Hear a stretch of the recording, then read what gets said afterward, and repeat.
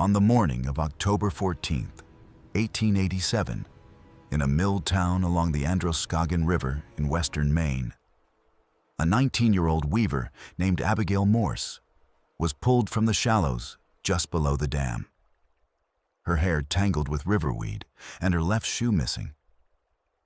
Over the next 11 months, 3 different men from 3 different corners of that town would be arrested for her killing, tried in the same small courthouse, and walk out free. Not one of them confessed. Not one of them was convicted.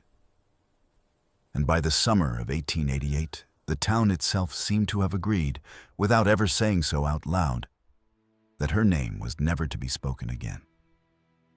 What happened in those 11 months? And why every thread of the case unraveled in the hands of the men investigating it, and was never written into any official history of the state of Maine? But the record survives in a handful of yellowed letters, a surveyor's private diary, the payroll ledgers of a shuttered mill, and the loose pages of a coroner who resigned 2 days before Christmas and left town on the first train that would take him. Before we continue with the story of Abigail Morse, if you are new here, take a moment to subscribe to the channel so you do not miss our next investigation. And leave a comment below telling us which state or city you are listening from tonight. Your presence matters more than you know, because stories like this one survive only as long as someone is willing to listen. And to understand how 3 men could be accused of the same killing and all 3 could be set free, you first have to understand the town itself, because the town is the 4th suspect in this story, and in many ways, the most dangerous one. The town was called Pemberton Falls, and in 1887, it was not old, not by New England standards. It had been stitched together in the 1840s around a set of cotton mills built where the Androscoggin narrowed and dropped, and it had grown the way mill towns grew in that century, in fast, crooked bursts, swallowing farms and pine forest, and pulling in whatever cheap labor the railroads could deliver. By the time Abigail Morse was born there in 1868, Pemberton Falls had close to 4,000 residents, 2 large mills, a canal, a company store, 3 churches, 4 saloons, and a population that was split with almost no crossing, not between old Yankee families who had owned the land before the mills and 3 waves of newcomers the mills had brought in. There were the Irish, who had arrived first during the hungry years, and who now held most of the skilled positions on the looms and in the machine shops. There were the French Canadians, who had come south from Quebec in the 70s and 80s, whole families at a time, often speaking no English, taking the lowest paid work in the weaving rooms. And there were a smaller number of Scots and Cornish, brought in as overseers and engineers because the owners trusted them not to mix with the rank and file. The 4,000 people of Pemberton Falls lived in the same town, walked the same muddy streets, and drank from the same river. But they did not marry each other, did not worship in the same buildings, and did not, as a rule, tell each other's secrets. The town had a particular sound, one that anyone who lived there would carry in their body for the rest of their life. It was the sound of the falls themselves, a low, continuous roar that came up from the river day and night, and layered over that was the sound of the mills. A deeper, slower thrumming that started at 5 in the morning with the first whistle, and did not stop until 9 at night. On Sundays, the mills were silent, and the falls were all you heard. And the old people said you could feel the difference in your chest, the absence of a weight you had not known you were carrying. The weaving rooms themselves, when you stepped inside them, were a different climate altogether. Hot and humid in summer to keep the threads from breaking, yet kept damp in winter by steam pipes that hissed along the ceiling, and loud in a way that made speech almost impossible, so that the women who worked there had developed over the decades a whole language of gesture and lip reading, and shouted single words that conveyed the commands and warnings and private jokes of a 12-hour shift. You could always tell a weaver on the street by the way she leaned slightly forward when spoken to, and by the way she answered you, when she answered at all, with her mouth formed more carefully than other people's mouths, as though every word had been shaped for someone who could not quite hear. The mill itself sat at the center of everything. It was owned by a man named Silas Bridgham, who had inherited it from his father and who lived in a tall, white house on a hill above the dam, also where the water noise never stopped. Silas Bridgham was 61 years old in 1887, a widower, a deacon in the Congregational Church, and the single largest employer for 40 miles in any direction. He was also, as nearly every sworn statement in the later investigations would note without quite saying it, a man accustomed to being obeyed. He had large, pale hands that he kept folded when he was listening, and he listened a great deal, and when he spoke softly, so that people leaned in to hear him, which was, those who dealt with him often said later, part of how he worked. He was not a cruel man in any ordinary sense. He did not raise his voice. He did not strike his servants. He gave generously to the church and paid for the annual orphans' Christmas dinner out of his own pocket. He was, in the phrase used by his pastor in the eulogy delivered 16 years later, a pillar. But pillars, as anyone who has stood beneath one in an old building knows, bear a great weight, and the weight presses downward, and what is beneath them is often the thing that is never questioned. His son, Ezra Bridgham, was 24, unmarried, home from 2 years at a business college in Boston, and widely expected to take over the mill within the decade. Ezra was taller than his father, better dressed than his father, and possessed of a laugh that people in Pemberton Falls heard often in the saloons along the canal on weekend evenings, although he was never drunk or never quite drunk, because Ezra Bridgham knew precisely where the line was. He had a reputation among the girls in the weaving rooms, and that reputation was not a kind one.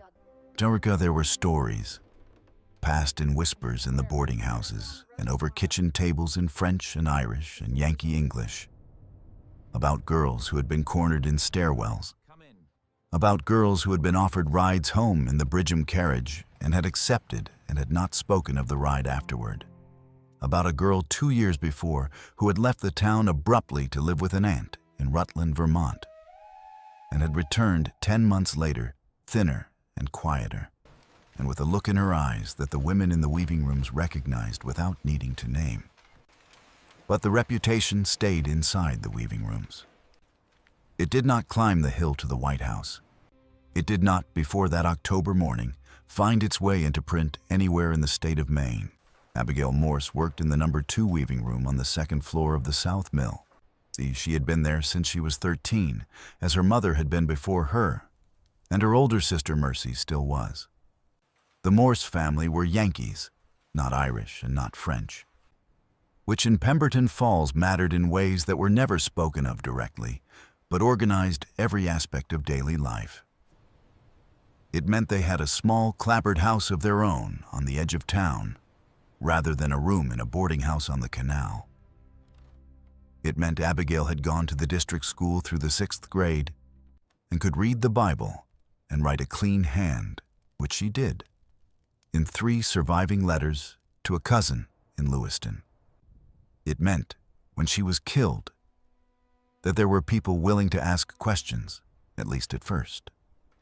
Abigail's father had died in a logging accident when she was 11, crushed beneath a log that had rolled off a sled on a steep hillside above the river.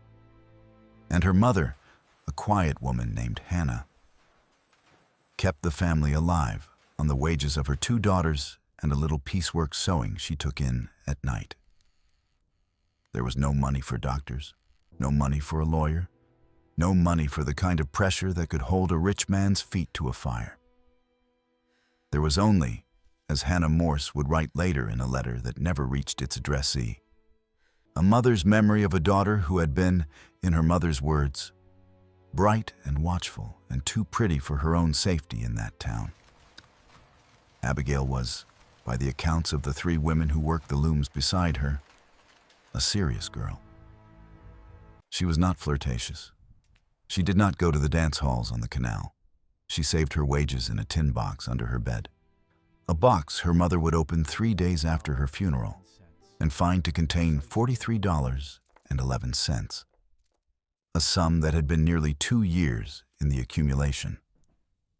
And that had been meant, though Hannah Morse did not know it yet, for a specific purpose. Abigail was, in the autumn of 1887, engaged to be married, quietly, to a young man named Michael Thibodeau, a French-Canadian machinist 2 years older than her, who had saved enough to rent 2 rooms above a cooper's shop, and who was, by every account, steady and gentle and devoted to her. The engagement was not announced. Her mother approved of Michael Thibodeau, but the wider Morse family did not, because he was a Catholic and French and not their kind. And Abigail had learned, at 19, that some things were easier to do than to explain. And they were going to marry in the spring, after the roads dried, and they were going to move to Lewiston, where Michael had been offered a position at a larger mill, and where no one would look sideways at a Yankee girl on the arm of a French boy. They had a plan. They had a future.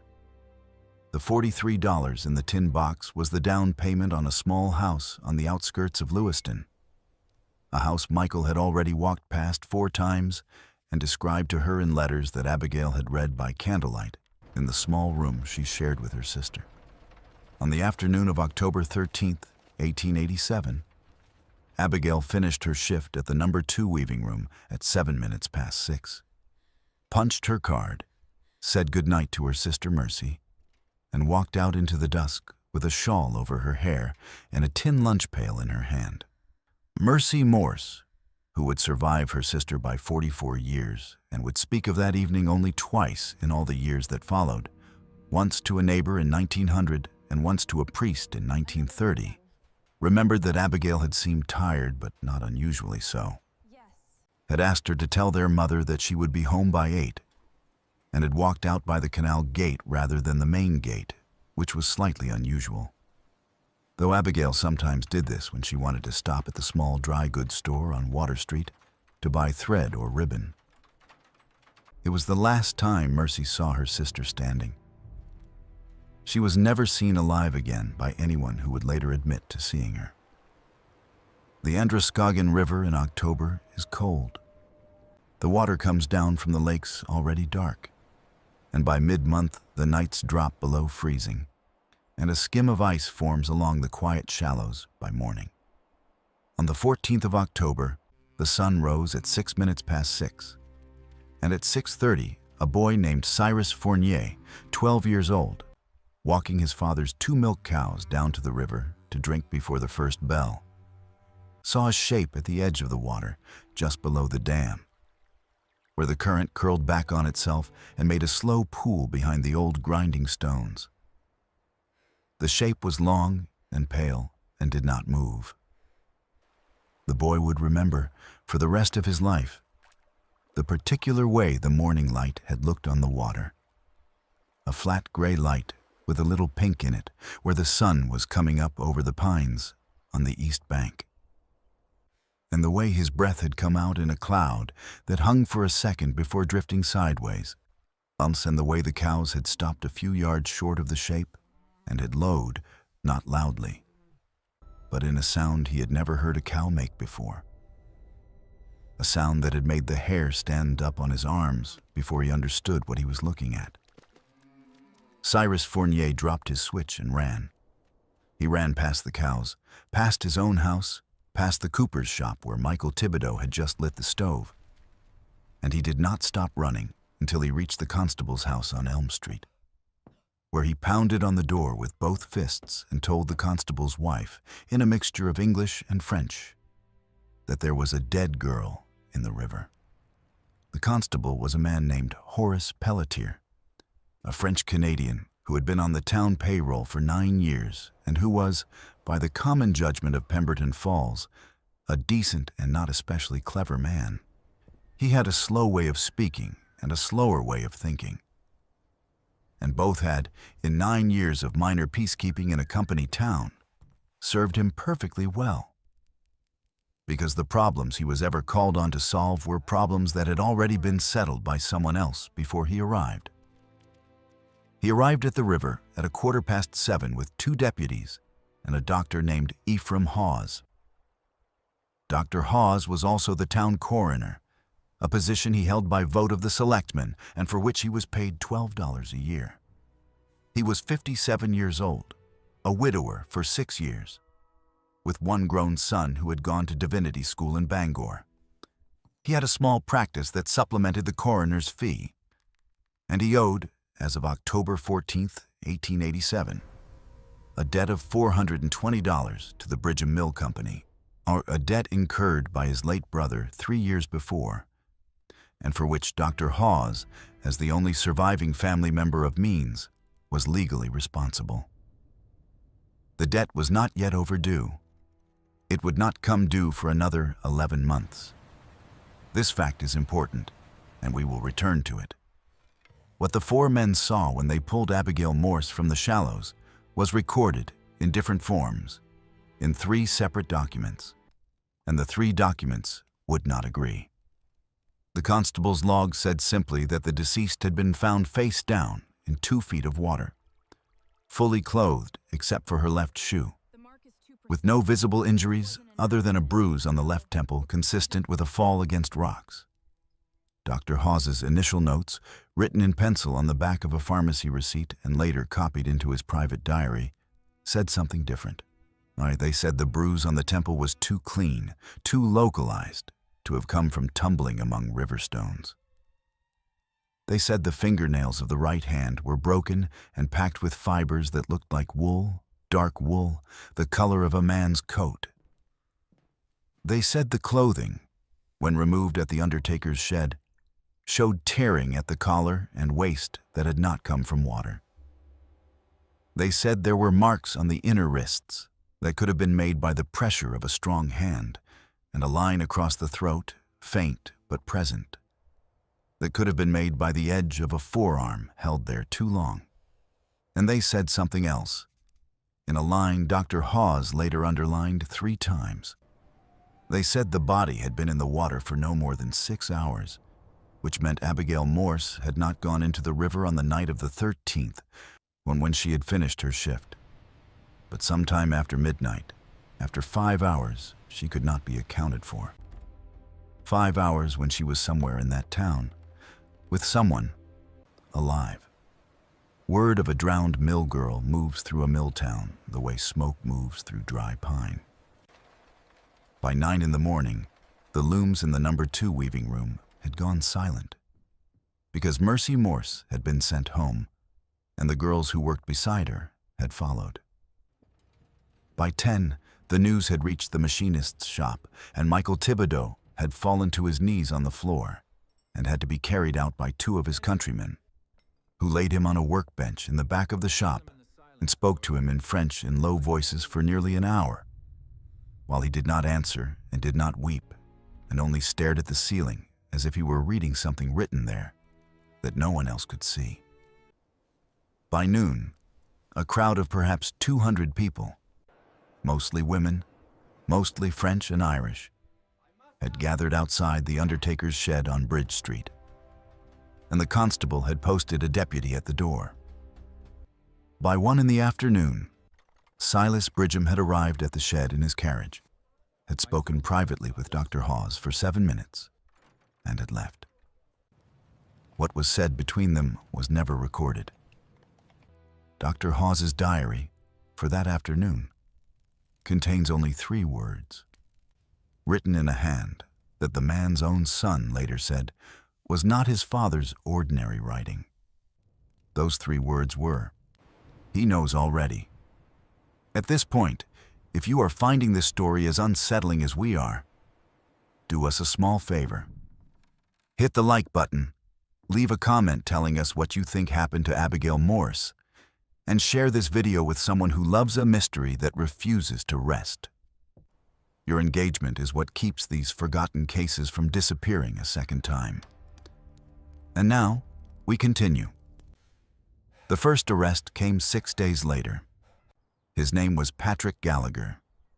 He was 28 years old, an Irish loom fixer who had worked in the South Mill for 11 years. And he had, 3 weeks before Abigail Morse's death, been involved in a public argument with her outside the company store. The argument had been witnessed by at least 6 people, and its subject had been, according to every witness, Michael Thibodeau. Patrick Gallagher had, in the blunt language of the weaving rooms, been sweet on Abigail Morse for more than a year, and had been displeased to learn from a cousin of hers that she was engaged to a French boy. 3 weeks before her death, he had approached her outside the store on a Saturday afternoon when the street was full of people, and had said something the witnesses remembered with varying clarity. But all agreed had been angry. Something about her being too good for a papist. Something about her throwing herself away. Something about her regretting it. And she had slapped him in the face in front of everyone. And he had walked away with his cheek red and his mouth working.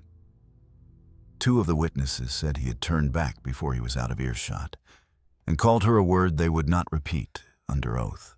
One of them said he had simply stood for a long moment with his fists clenched, and then had walked off without a word. No one had followed him. No one had reported the incident at the time. It had been in the life of a mill town in 1887, an ordinary thing. On the afternoon of October 19th, Constable Pelletier arrested Patrick Gallagher at his boarding house on the canal and took him to the town jail. The charge was murder in the first degree. Patrick Gallagher, according to the constable's own account, was drunk when he was arrested, though not violent, and he did not resist. He said only over and over, as the constable led him down the stairs of the boarding house, that he had not done it, that he had been with friends on the night in question, that they would swear to it, and that he wanted a priest. A priest was sent for. The priest, a Father O'Brien who had served the Irish parish for 6 years, spent an hour with Patrick Gallagher in the jail that evening, and emerged, according to the deputy who was on duty, looking shaken but saying nothing. The trial, such as it was, began 4 weeks later, in the second-floor courtroom of the Oxford County Courthouse, 12 miles away, in the county seat of Paris, Maine. It lasted 3 days. The prosecution called 8 witnesses, 4 of whom testified to the argument outside the store. Dr. Hawes was not called. His written report, entered into evidence, said only what his official log had said, that the deceased had been found face down in 2 feet of water, fully clothed except for her left shoe, with a bruise on the left temple consistent with a fall. The notes about the clean bruise, at the torn clothing, the wool fibers under the fingernails, the marks on the wrists, the line on the throat, the 6 hours in the water, were not in that report. Dr. Hawes had written a second report, a clean one, sometime between October 15th and October 20th. And the second report was the one the court saw. The defense, paid for by a collection taken up among the Irish workers of the South Mill, called a single witness, a woman named Bridget Lessard, who ran a boarding house on the canal, and who swore under oath that Patrick Gallagher had been in her common room playing cards with 4 other men from 7 in the evening of October 13th until past 2 in the morning of the 14th. The 4 other men were called. The 4 other men confirmed. They named the game they had played, which was euchre. They named the stakes, which were pennies. They named the brand of whiskey they had been drinking, which was a local corn whiskey distilled by a Scotsman named McAllister in the next town over. The details were consistent. The witnesses did not contradict each other. The jury deliberated for 90 minutes. Patrick Gallagher was acquitted on all counts and walked out of the courthouse into a cold November rain. And the Irish of Pemberton Falls did not celebrate, because they understood, without needing to speak it, that the question of who had actually killed Abigail Morse had not been asked and would not be asked, and that their man had been the easiest man to accuse, and that the ease of it was itself a warning. What Dr. Ephraim Hawes did in the days between October 15th and October 20th, when he rewrote the coroner's report, is the first of the three silences at the heart of this story. The original pencil notes survived, folded into his diary, which was preserved by his granddaughter and donated to the Maine Historical Society in 1947, where they sat uncatalogued until a graduate student found them in 1981. The notes do not say why he rewrote the report. They say only, in an entry dated October 17th, that he had received a visit at his house from a man he called only SB, who had stayed for 1 hour, and that after the visit, he had walked down to the river alone and stood on the bridge for a long time, and that when he came home, he had not eaten his supper. There is no entry for October 18th. The entry for October 19th, the day of Patrick Gallagher's arrest, says, in full, "I am not the man I was a week ago. God forgive me." The handwriting in that entry is the tight, cramped handwriting of a man writing with a shaking hand. The winter of 1887 into 1888 was hard in Pemberton Falls, as winters in western Maine are hard. The river froze in the shallows. Snow drifted up against the north walls of the mills and had to be shoveled by boys with scoops every morning before the shift. The price of coal rose. A diphtheria outbreak in the French part of town killed 14 children between Christmas and February. In the weaving rooms, the women worked in layers of clothing and wet their lips against chapping and did not speak of Abigail Morse, because the overseers had made it clear that speaking of Abigail Morse was a thing that could get a woman's hours cut. So Mercy Morse kept her position. She did not miss a day. She came home each evening and sat with her mother at the small table in their kitchen, and they ate their supper in silence. And neither of them asked the question that was sitting at the table with them, because neither of them had the answer, and because asking would have made not having the answer harder to bear. The second arrest came in February of 1888. His name was Jonas Chadwick. He was 42 years old, the overseer of the number 2 weaving room, which meant he had been Abigail Morse's direct supervisor for the last 6 years of her life. He was a Cornish immigrant, unmarried, and lived alone in a cottage on the mill's property. He was known, among the women in the weaving room, as a strict but not cruel overseer, a man who kept his distance, who did not joke, who did not drink, who attended the Methodist chapel on Sunday mornings and was not otherwise seen socially by anyone. He had been, the new evidence claimed, seen walking with Abigail Morse along the canal path on 3 separate evenings in the 2 months before her death, at hours when the weaving rooms had long since closed. The evidence was presented by a 14-year-old Doffer boy named Samuel Hodgkins, who came forward in late January and swore to the constable that he had seen what he had seen. The boy was specific. He named the dates. He described the clothing.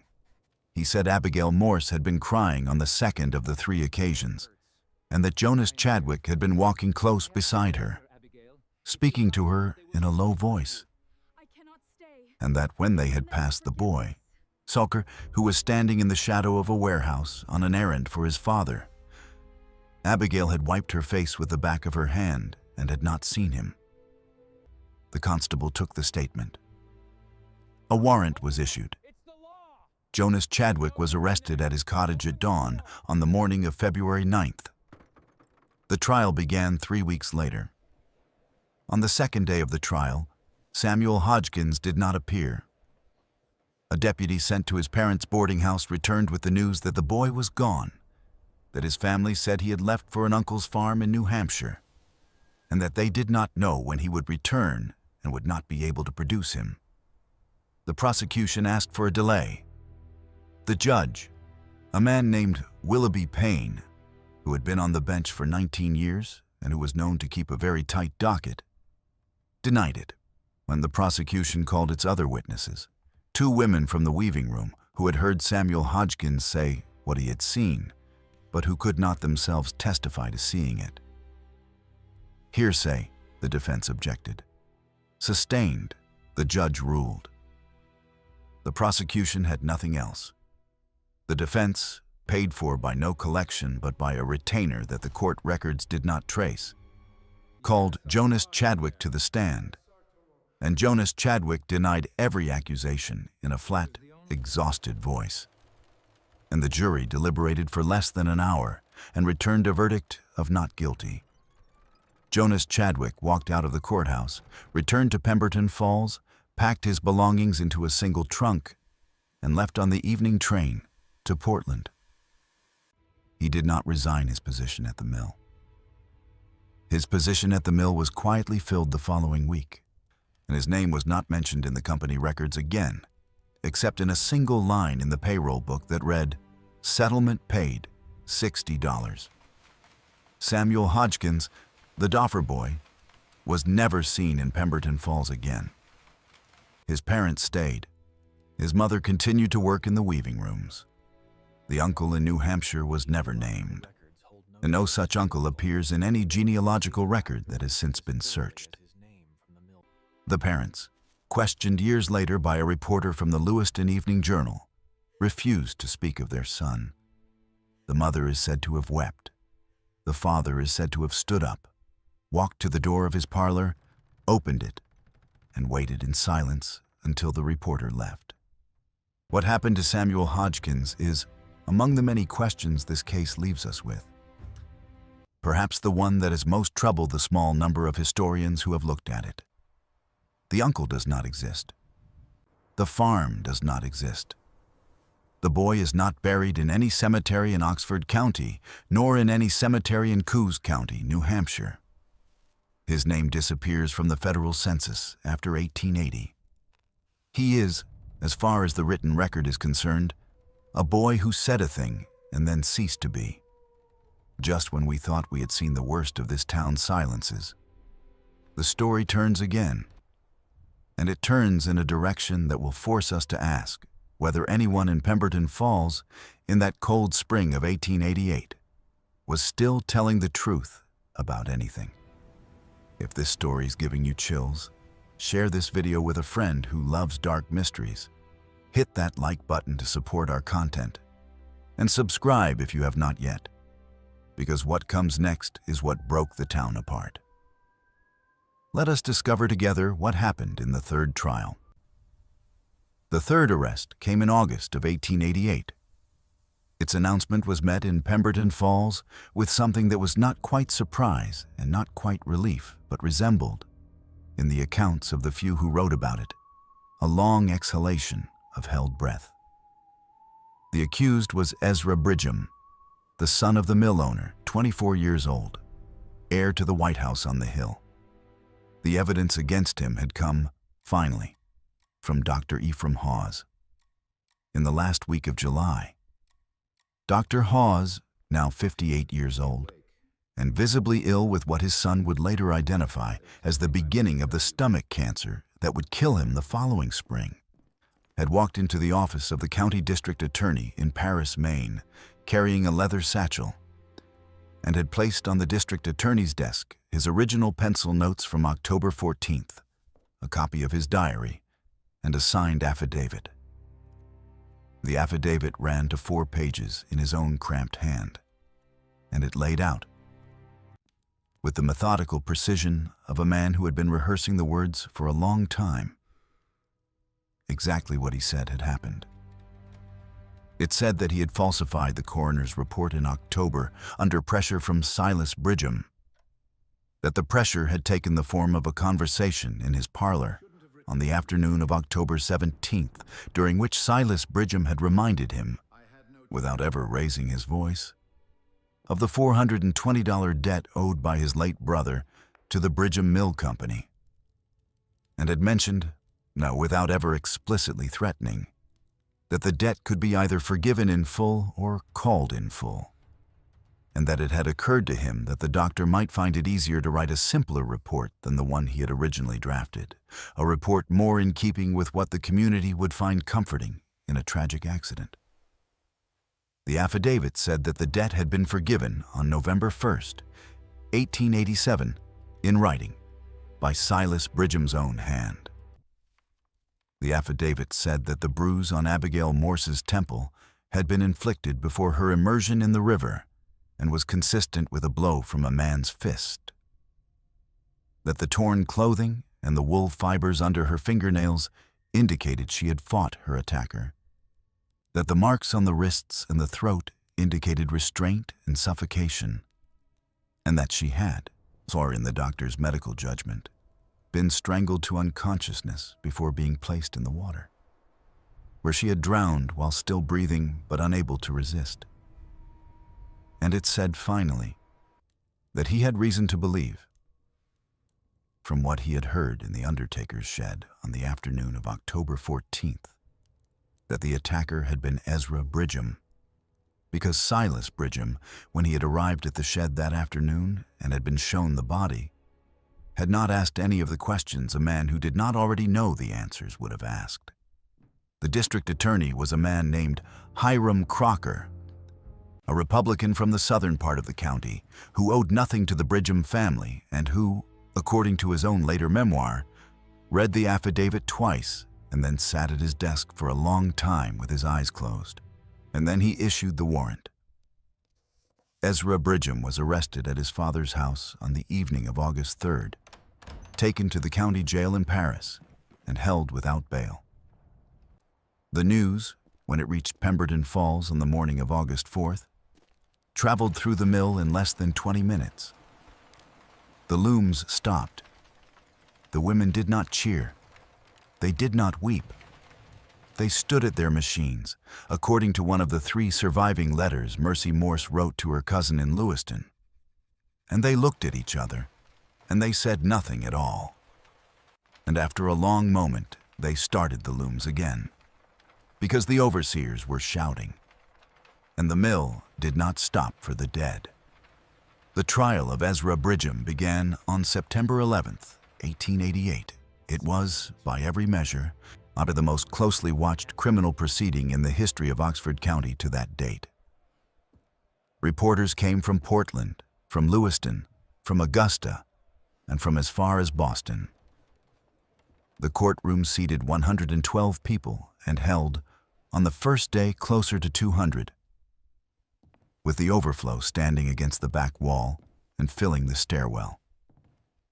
The air in the room, by mid-morning, was thick enough that one reporter wrote of having to loosen his collar to breathe, and the windows were kept open even as the September air outside grew cold, so that the voices of the lawyers and witnesses had to carry over the rustle of papers and the scrape of chairs and the occasional shout of a newsboy on the street below.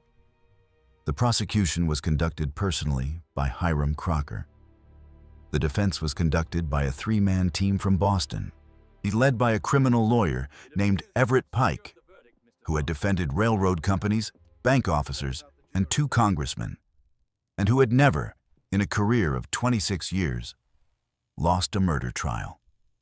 Silas Bridgham had spared no expense. The cost of the defense, according to a letter Silas Bridgham's accountant wrote to an insurance underwriter the following year, was $7,200, which was more than Dr. Hawes had earned as coroner in his entire career. The prosecution's case rested on 4 pillars. First, the revised coroner's testimony, now given under oath by Dr. Hawes from the witness stand, with the original pencil notes entered into evidence. Second, the testimony of a housemaid at the Bridgham residence, a 19-year-old girl named Sarah Deering, who swore that on the night of October 13th, Ezra Bridgham had returned home at some hour past 2 in the morning with mud on his boots and a scratch on his right cheek, and that she had heard him, from her small room off the kitchen, washing his hands in the scullery for what she estimated to be nearly half an hour.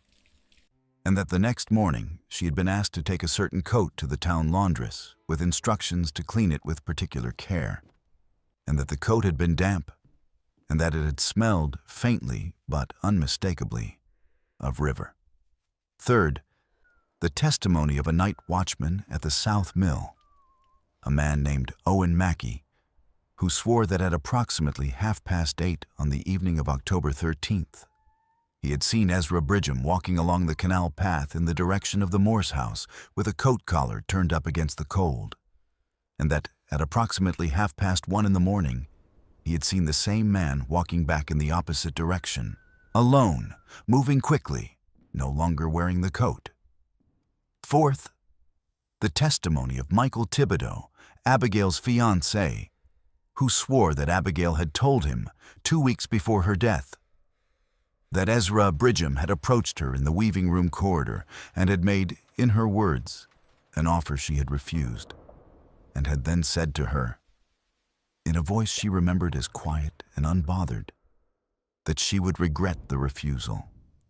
Michael Thibodeau further testified that Abigail had told him she intended to leave the mill before the wedding, even though it would cost them the money they were saving, because she did not feel safe in that corridor anymore, and that he had asked her why she had not told her mother or her sister, and that she had said, with a small sad smile he remembered vividly, that some things a girl kept to herself in that town if she wanted to keep her job.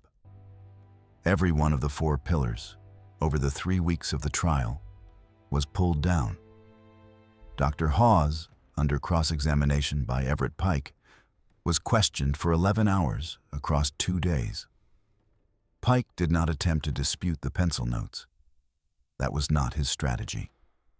He attempted and succeeded in establishing that Dr. Hawes had, for 11 months, lied under oath and in writing, had accepted what amounted to a bribe from Silas Bridgham, had falsified a public document, and was now dying of cancer and afraid for his soul, offering a testimony that could not be verified by any other living person, and that was, by Pike's careful construction of the record, equally consistent with a desire to injure the Bridgham family for reasons the doctor himself could not quite name.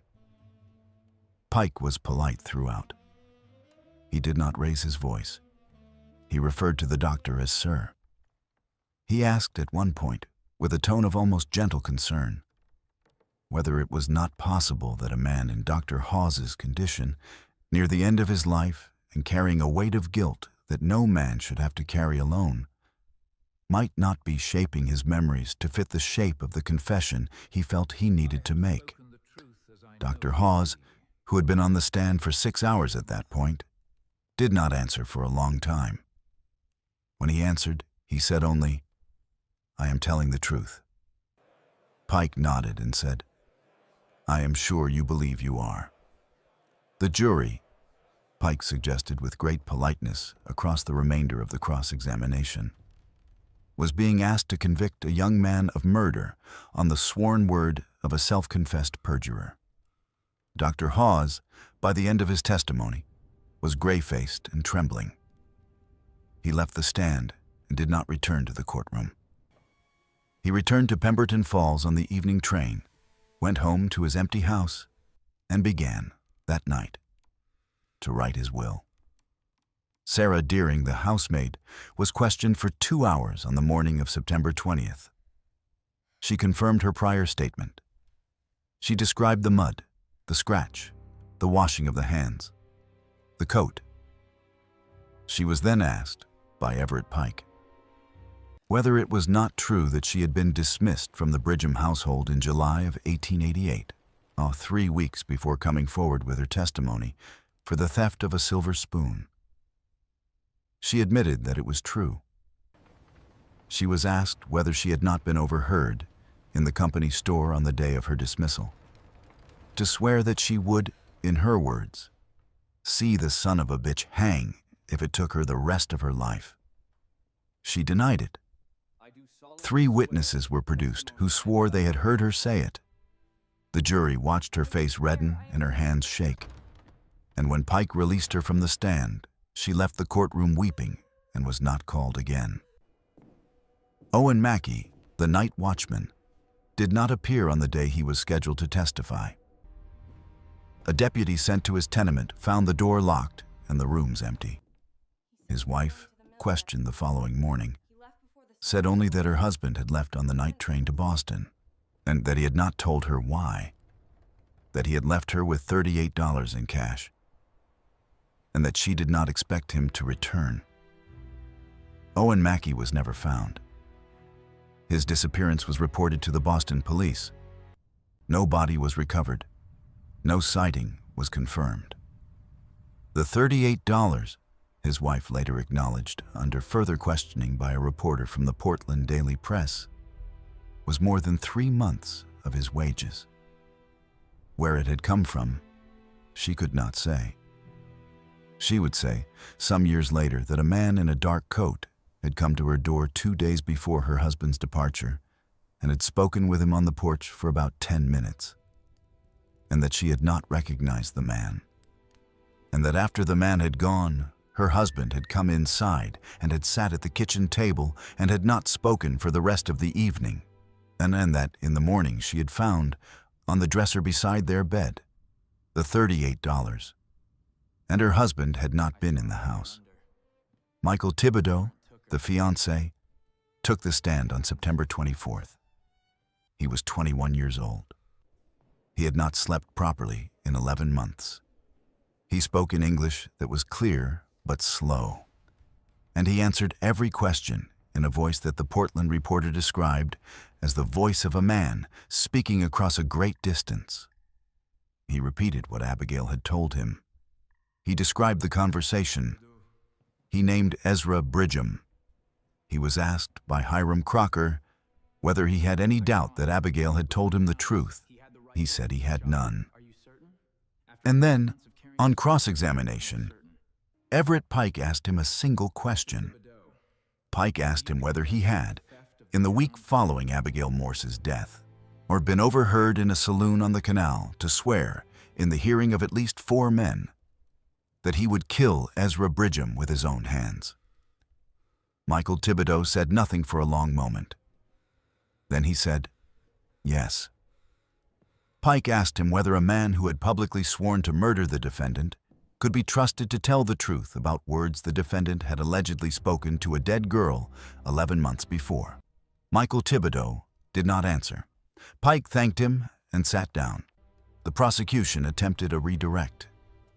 Hiram Crocker asked whether the grief of a man whose fiancée had been murdered might not, reasonably, produce a moment of drunken anger that did not reflect his ordinary character. Michael Thibodeau said yes. But the damage was done, and the jury had seen what Pike had wanted them to see. Billard, which was a man who wanted Ezra Bridgham dead badly enough to have said so in public.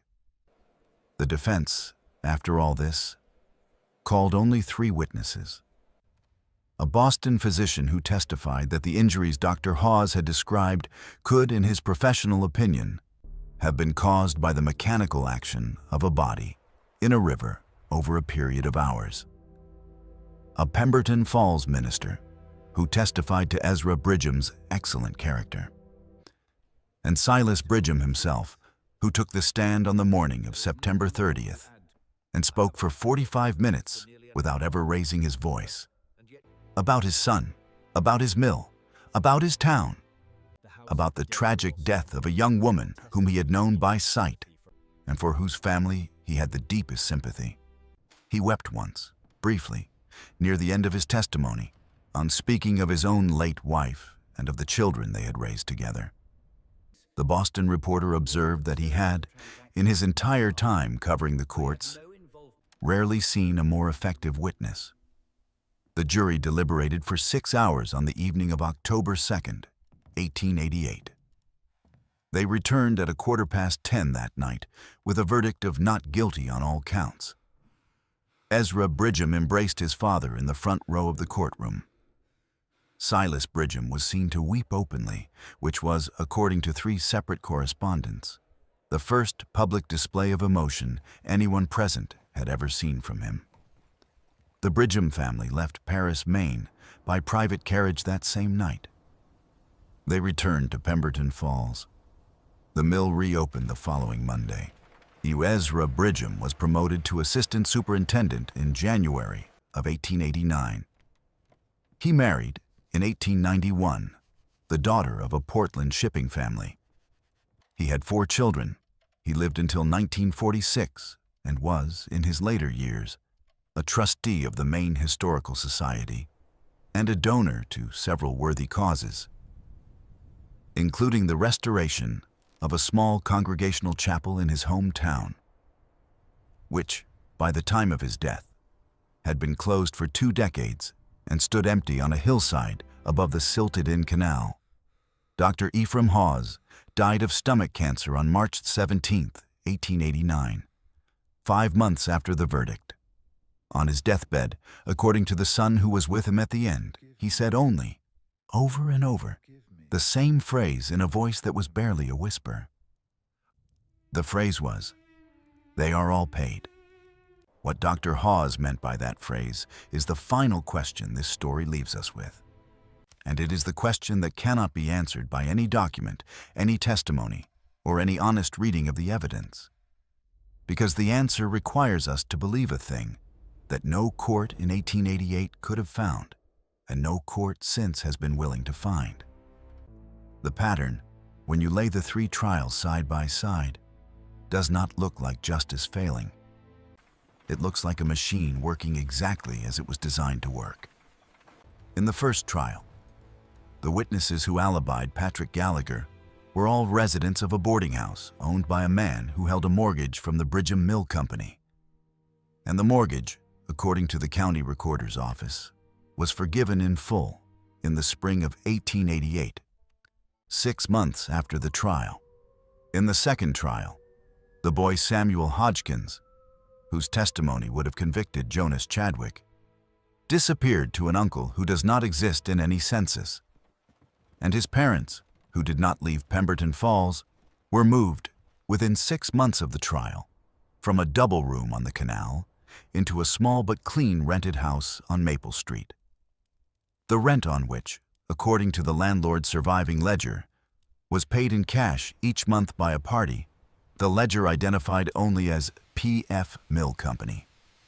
In the third trial, the night watchman Owen Mackey vanished with $38 he could not have saved, and the housemaid Sarah Deering, after her humiliation on the witness stand, was found 2 weeks later hanged in a rented room in Portland.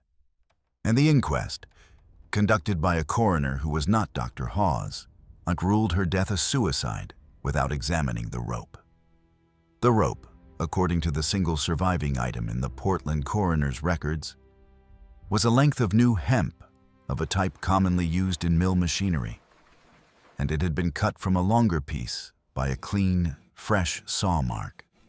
None of these facts, taken singly, proves anything. The boarding house mortgage was common. The rented house on Maple Street could have been paid for by a kindly aunt. The $38 could have been savings. The hanging could have been a suicide. And this is the precise point at which the pattern hides itself. Because each separate suspicious fact dissolves, under close examination, into the ordinary texture of life in a mill town in 1888, where the mill owned the mortgages, the houses, the jobs, the newspapers, the selectmen who appointed the coroner, the sheriff who chose which warrants to serve, and in ways that were never quite written down, the consciences of the men who held all those offices. The pattern is only visible when you step back from the separate facts and look at them together. And even then, what you see is not a conspiracy in the modern sense, not a meeting of men in a locked room, but something older and quieter and, in its way, more terrible. You see a town, an entire town, tacitly agreeing that a certain answer could not be arrived at, because the answer would require the town to dismantle itself.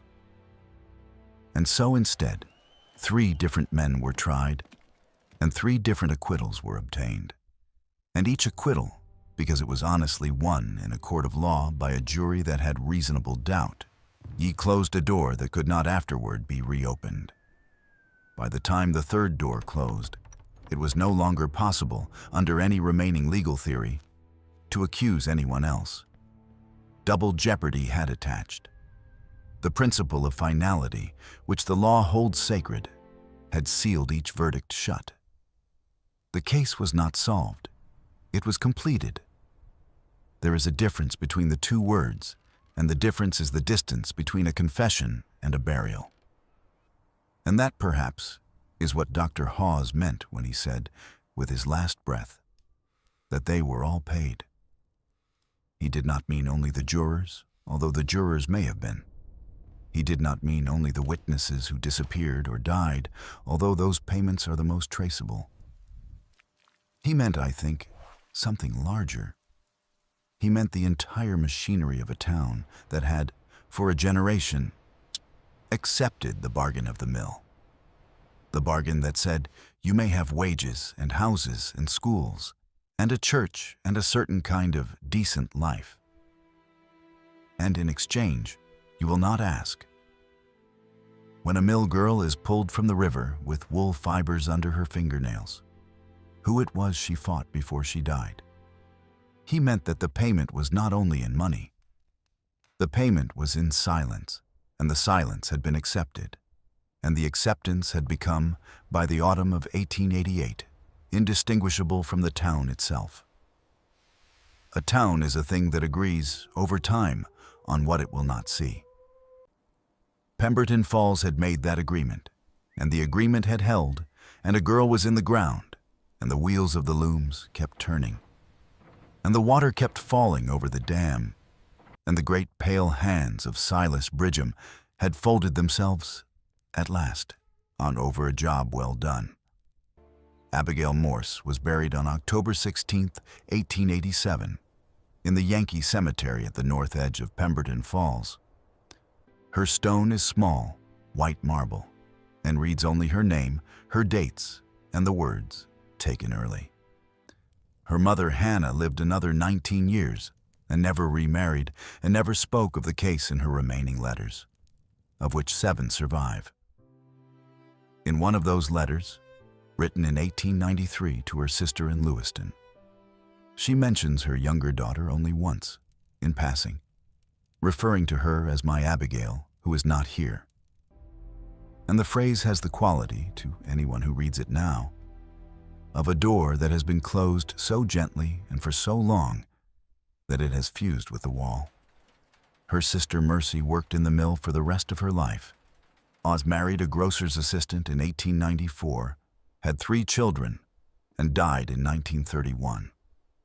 Her children, interviewed in the 1970s, said their mother had spoken of her sister perhaps 4 times in all the years they had known her, and always in the same phrase, that Abigail had been the prettier one, and that she had deserved better, and that there were people in that town who knew what had happened and had chosen not to say. The children had not asked her what she meant. They had been afraid to. One of them, the eldest, said in the interview that she regretted that now, but that at the time it had seemed cruel to ask, and that her mother had worn her silence the way some women wore widow's weeds, and that you did not pull at such a garment.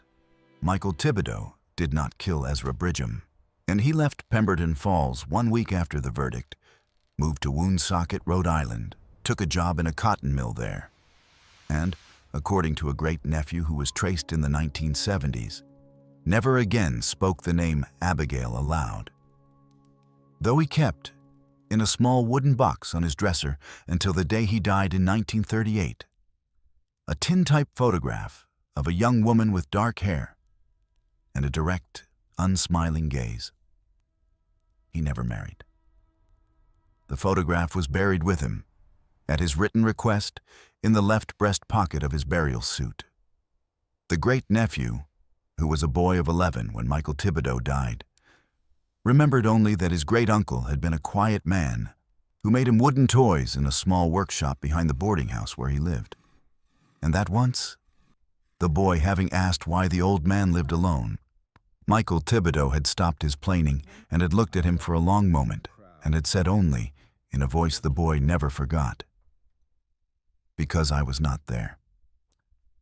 And he had gone back to his work. Pemberton Falls itself did not survive the century. The mills began to close in the 1890s as the cotton industry moved south, chasing lower wages and longer hours and workers who did not yet know how to organize. The last mill closed in 1921. The population fell. The White House on the Hill was sold, subdivided, and eventually torn down in 1954 to make way for a highway interchange that was never built.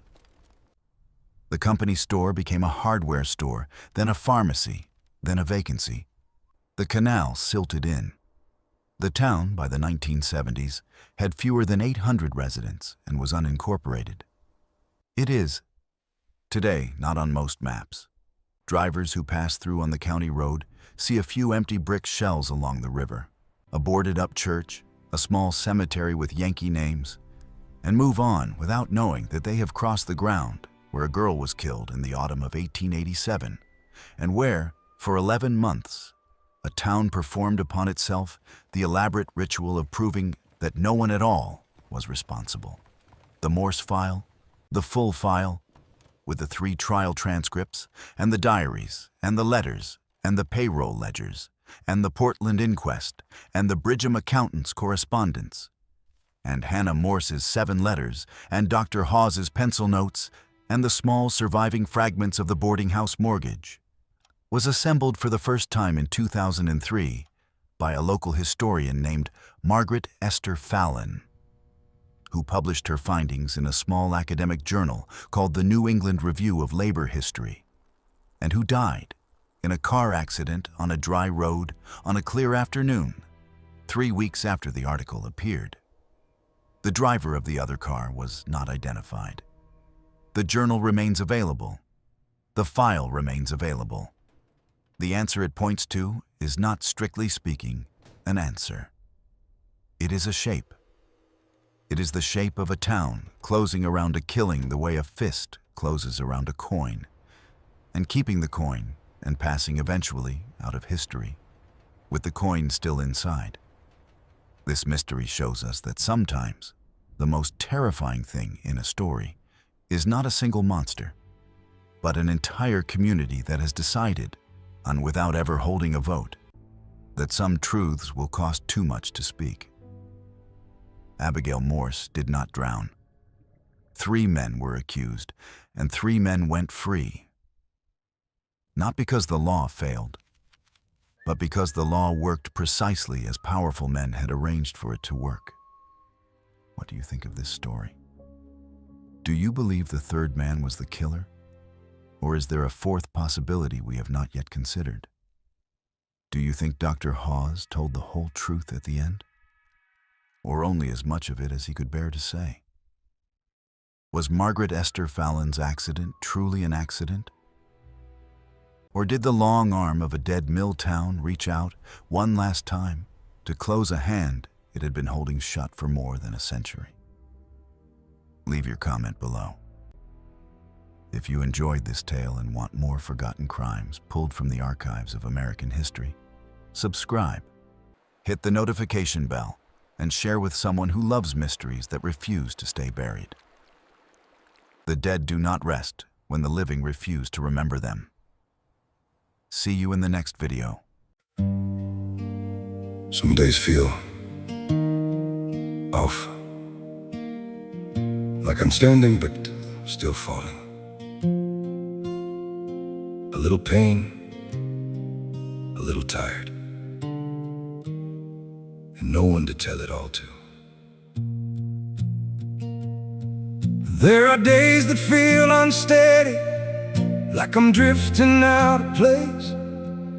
Every step just feels so heavy, with a smile I have to fake. A little hurt I keep inside me, a little weight I always hide, and 1,000 quiet worries I've been holding deep inside. There's no one here to tell it to, no one who would understand. So I carry all these feelings like they're slipping through my head. A little broken, little lost, trying hard to just get through. All these nights I stay awake with everything I never say to you. I keep walking through the silence like it's all I've ever known.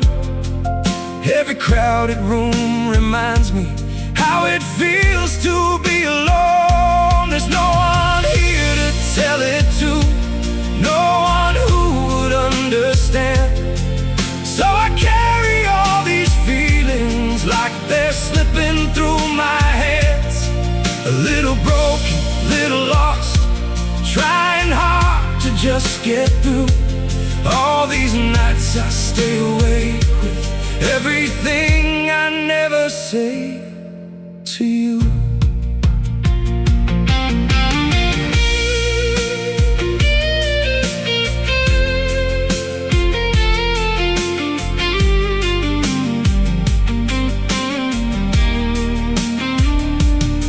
Maybe one day I'll be stronger, maybe I'll learn how to speak, but for now I keep it buried in the parts of me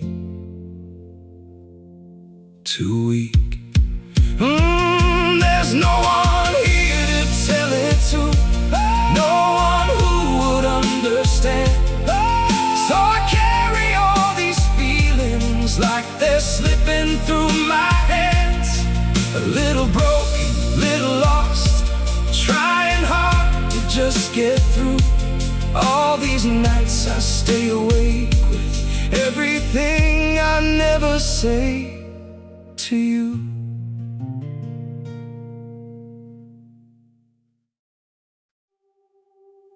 I'm freezing,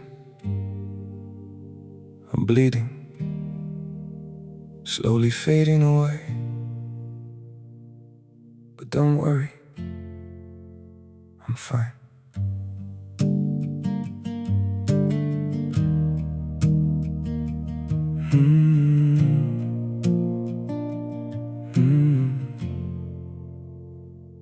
The cold has settled in my heartbeat, like winter living in my veins. Every breath feels numb and fragile, every smile just hides the pain. I'm breaking quietly in silence, falling slow without a sound. Yet I keep saying I'm okay, while my world burns to the ground. I'm frozen here, I'm bleeding slowly, dying piece by piece inside. But I still whisper, it's alright, just to keep you from goodbye. I'm shattered, love, but don't you worry, I'll pretend till my last breath. Even while my soul is fading, I'll say everything's okay. Maybe pain just learned to live here, maybe sorrow feels like home. So I wear my wounds like armor and survive them all alone. I'm frozen here, I'm bleeding slowly, dying piece by piece inside. But I still whisper, it's alright, just to keep you from goodbye. I'm shattered, love, but don't you worry, I'll pretend till my last breath. Even while my soul is fading, I'll say everything's okay. If you ever see me smiling, no, it's just my last defense. 'Cause sometimes love means hiding how much you're suffering. No,